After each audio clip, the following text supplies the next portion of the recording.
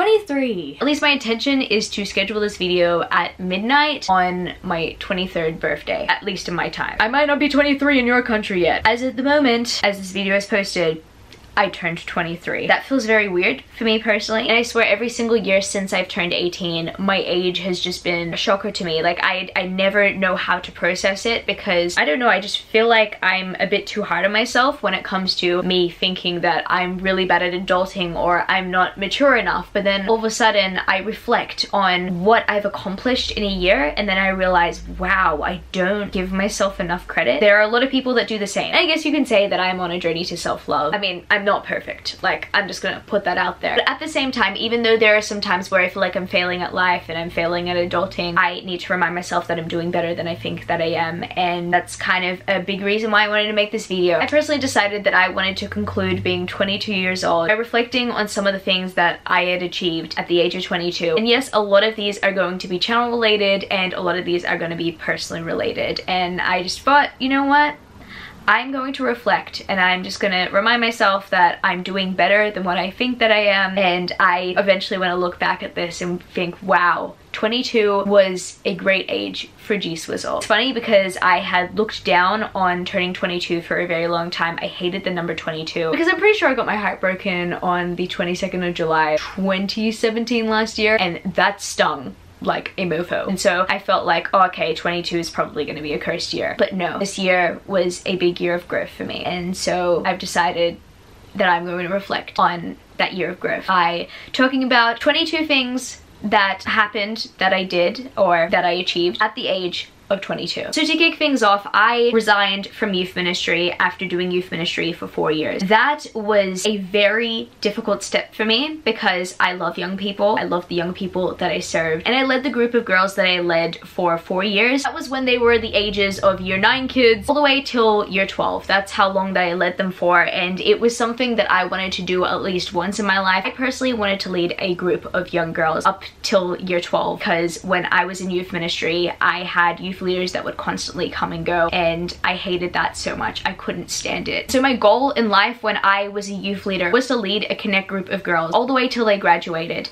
and I did that. And that is definitely one of my biggest life's accomplishments because it taught me how to be a consistent person, a consistent leader, a consistent mentor. And it's seriously so funny because I never actually considered life after that point, but now I'm living life after that point, and I never thought about like what I do afterwards. And to be completely honest, I never thought that I'd resign from youth ministry, but I did, and youth ministry is such a comfort zone for me. I love personally interacting and connecting with young people on a day-to-day basis. I don't know why, I just feel like it's easier to connect with the people that are younger than me than it is with people that are my age or older. So the year of 2018, I've actually really challenged myself to actually step out of the boat and to interact with more people that are my age or older. So yeah, that's crazy. That's another thing. Oh man, that's like a bonus point. Anyway, I need to move on to point number 2. Another thing that I did at the age of 22 was be brave enough to make a lifestyle change, to put my foot down and decide, I am changing my life this year. I am going to work on myself this year. I am going to work on my health. I don't feel healthy, and so I want to be healthy. And so by doing that, I had lost 10 kilos this year.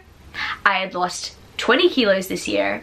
And most recently, I had officially lost 30 kilos this year. I honestly can't believe that I've done it. I feel so healthy, I feel so energized, and as much as the lifestyle change has been so difficult, it has been so worth it. So yeah, I definitely have to say the hard work paid off there. But here's another thing that I did at the age of 22 for the sake of it. I watched Thor Ragnarok like 7 times in cinemas. Altogether, I've watched it 9 times. But the actual movie came out like 2 or 3 days before my birthday. So I watched it 2 times before I turned 22, but I thought I'd mention that I watched it like 7 times when I was 22 in cinemas. So yeah, that is definitely an achievement. I'm just saying. I co-hosted a readathon, and I hate readathons, but I co-hosted one. I guess that is kind of an achievement there because I don't like readathons, and I co-hosted one, so yeah. And I also co-hosted the Strike Back Videothon. Now that was definitely a big deal to me. I was seriously so honored to be asked as to whether I wanted to be a co-host for the Videothon, and I am honestly so happy that I took the opportunity. Julia and Ben, thank you so much for giving me that opportunity. It was definitely a game changer for me personally. It really opened my eyes to more smaller creators in this community, and it definitely reignited my passion for what I do here. I couldn't be more thankful for that opportunity. I got my first aid certificate for the 2nd time, so I guess that's cool, even though I really can't handle like blood.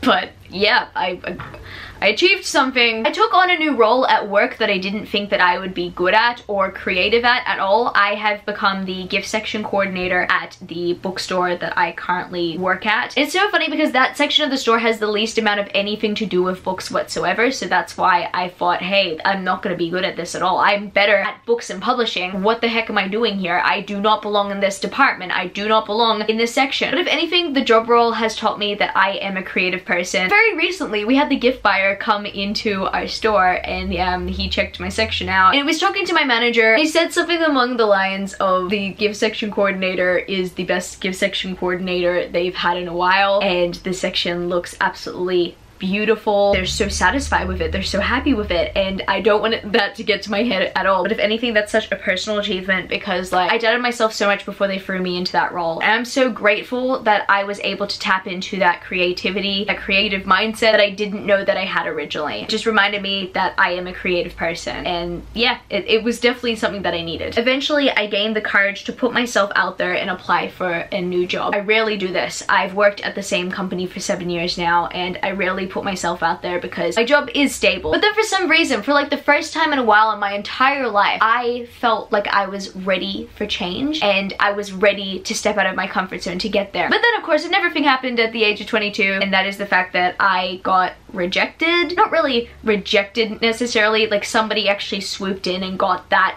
position before I could ever be interviewed. And as much as that was absolutely heartbreaking for me at the time, it taught me so much about myself. It taught me that I had overcame inertia, which if you guys don't know the definition of inertia, it is resistance to change. I had resisted to change for such a long time. I was just so in my comfort zone, in my safe space. I had finally stepped out of my comfort zone, and as much as I hadn't received that opportunity at the time, it just showed me I had overcame my resistance to change. Like as much as it hurt, I definitely saw growth in that situation. So after having a stone cold heart for a while, I had fell for someone. And then a few months later, I came to the realization that that someone will never love me the same way that I loved them. That was a tough pill to swallow. Last year I did mention, like at the beginning of this video briefly, that I did go through heartbreak, and yeah, I went through it again, just in a different way. And I do feel like that heartbreak that I went through last year really did help with this year's heartbreak. Yeah, as much as it definitely hurts to know that all the love and effort that I had put into this one person had not been reciprocated, I felt like it was a waste of time. As much as it had felt like a waste, it was definitely something that I had to grow through, and I obviously had to try to learn how to love myself again. And I'm thankful to the BookTube community. Like as soon as I told everybody, like you guys were sending me so much love and support. Yeah, of course my initial reaction was the fact that boys are stupid. But of course after going through a situation like that, it is so easy to look down at yourself and think to yourself, oh, you're not good enough for anyone. And no, that's not the case. I've never had a boyfriend in my entire life. I've been heartbroken by many boys, but personally I've never been in a relationship. And sometimes I think about that and it hurts, but at the same time I have to remind myself that's not my problem at all. It's not. And yeah, maybe one day I will find the right guy, but the guy won't complete me. I am complete. I am whole.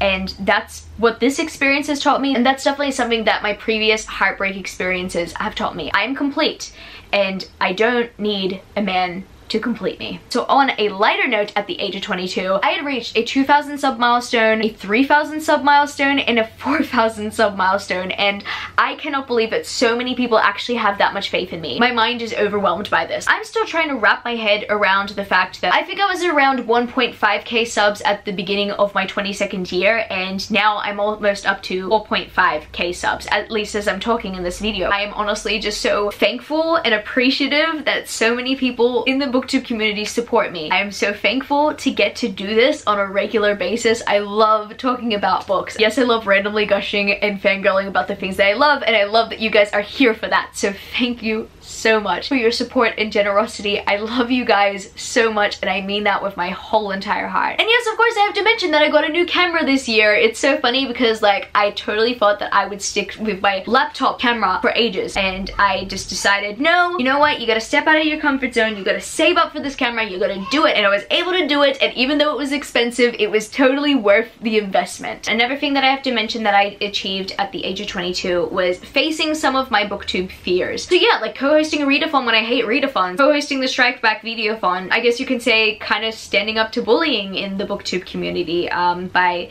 reminding people what BookTube is meant to be about. Yeah, you know, I made a video about that, and a lot of you guys discovered me through that video, and that was one of the most terrifying moments of my entire life because, first of all, I hate discussion videos, and second of all, at one point of my life, I was a victim of bullying, and so to actually get to stand up to it and not know what people would think about me afterwards, it was very scary. And yeah, of course, I've received a lot of hate comments for it, but I'm definitely happy that I've learned how to deal with hate on the BookTube community now because I've been here for a few years and like slowly developing thicker skin. That's definitely a big sign of growth for me because back in the day, I used to be offended by everything and anything like that was thrown at me, like I swear. But yeah, I guess that's like somewhat of a sign of growth, and it's really surprising me so far. Like I cannot believe that I've gotten to that point. Another fear that I faced was posting a video about like BookTube trends that I don't do, and I mentioned in that video that I don't do buddy reads. Buddy reads scare the heck out of me because I hate being accountable to somebody to have to read something with them. I thought that a lot of people were going to hate me so much for mentioning that, but like it genuinely terrifies me. If somebody asks me to do a buddy read, I get so anxious because I love to read things at my own pace. I get anxious because I hate to be the person to say no, because then all of a sudden I get this anxious feeling that